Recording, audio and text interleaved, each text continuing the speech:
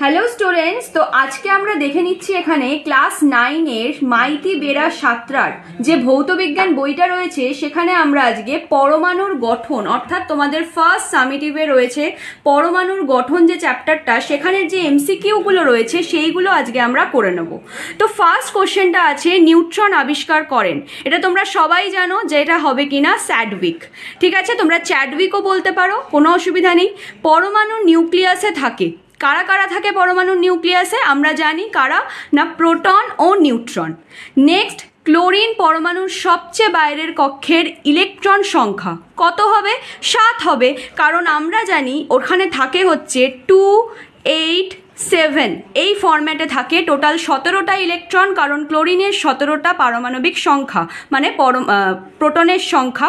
তো সেই কারণে বাইরের কক্ষে কটা থাকছে না 7টি।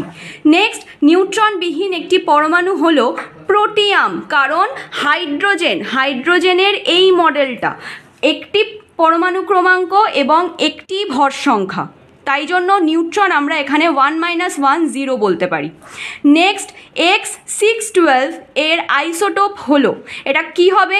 দেখো, আইসোটোপ মানেই যেখানে আমরা জানি পরমাণু ক্রমাঙ্ক সমান এবং ভর সংখ্যা আলাদা, তাহলে পরমাণু ক্রমাঙ্ক তুমি এখানে অপশান দেখে বুঝতে পারবে যে 6